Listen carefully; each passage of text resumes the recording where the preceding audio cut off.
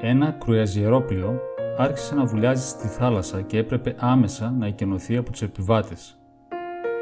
Ένα ζευγάρι έτρεξε γρήγορα προς τις σωσίβιες λέμβους. Όταν έφτασαν όμως, είδαν έντρομοι ότι υπήρχε χώρος για να σωθεί μόνο ένα άτομο.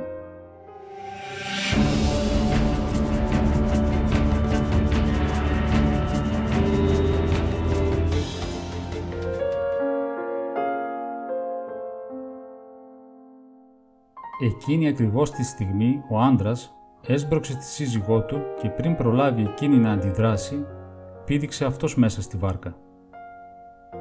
Τότε η γυναίκα του, η οποία στεκόταν στο πλοίο που βυθιζόταν, φώναξε στο σύζυγό της μια φράση. Η δασκάλα σταμάτησε την αφήγησή της, γύρισε προς την τάξη και ρώτησε τα παιδιά. «Τι νομίζετε ότι του φώναξε?» Οι περισσότεροι από τους μαθητές με ενθουσιασμό απάντησαν ότι η σύζυγος φώναξε «Σε μισώ, δεν το περίμενα ποτέ αυτό από εσένα και νόμιζα ότι μ' αγαπούσες». Η δασκάλα παρατήρησε ένα αγόρι που ήταν συνέχεια σιωπηλό. Το ρώτησε τι πίστευε ότι φώναξε η σύζυγος και αυτός της απάντησε «Κυρία, νομίζω ότι του φώναξε να προσέχεις το παιδί μας». Έκπληκτη η δασκάλα τον ρώτησε «Έχεις ακούσει ξανά αυτή την ιστορία?» Το αγόρι κούνησε το κεφάλι του αρνητικά και είπε «Όχι, αλλά αυτό ήταν που είπε η δική μου μάνα στον μπαμπά μου, λίγο πριν πεθάνει από την αρρώστια της». Η δασκάλα γύρισε προς τα παιδιά και τους είπε με χαμηλή φωνή «Η απάντηση είναι σωστή». Το πλοίο τελικά βυθίστηκε και όλοι όσοι δεν κατάφεραν να ξεφύγουν πνίγηκαν. Ο άντρας πήγε στο σπίτι και μεγάλωσε την κόρη τους μόνος του.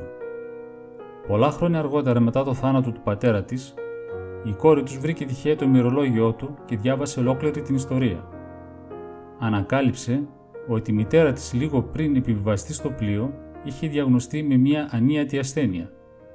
Την κρίσιμη στιγμή ο πατέρας έκανε αυτό που πίστευε ότι ήταν σωστό. Όχι για αυτόν, αλλά για την κόρη τους. «Ήθελα τόσο να μείνω μαζί σου στο πλοίο, αγαπημένη μου.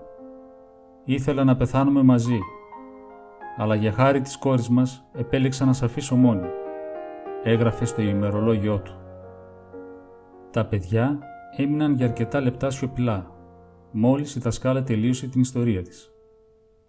Η δασκάλα τότε προσπάθησε να δώσει στα παιδιά να καταλάβουν το νόημα αυτής της ιστορίας. Το καλό και το κακό είναι περίπλοκα και πολλές φορές πολύ δύσκολα να τα κατανοήσεις. Αυτός είναι ο λόγος που δεν πρέπει να επικεντρώνεται κάποιος μόνο στην επιφάνεια και να κρίνει τον άλλον χωρίς να προσπαθήσει πρώτα να κατανοήσει τις πράξεις του.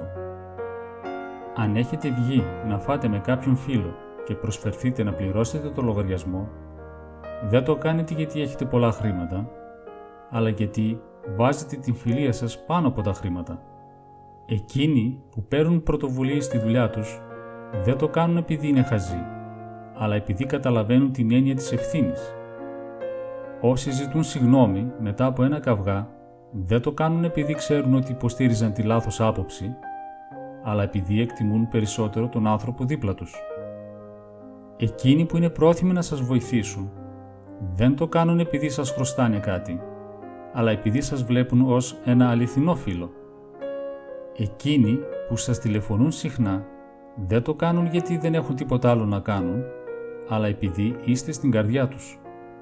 Μία μέρα όλοι θα αναγκαστούμε να χωρίσουμε από αυτούς που έχουμε σήμερα δίπλα μας. Θα χάσετε τις κουβέντες σας, θα χάσετε τα όνειρα που κάνατε μαζί τους. Οι ημέρες θα περάσουν, τα χρόνια θα φύγουν και μια μέρα τα παιδιά σας θα δουν μερικές φωτογραφίες και θα σας ρωτήσουν «Ποιοι είναι αυτοί οι άνθρωποι?» Και εσείς θα χαμογελάσετε με αόρατα δάκρυα και θα τους απαντήσετε «Είναι άνθρωποι με τους οποίους πέρασα τις καλύτερες μέρες της ζωής μου».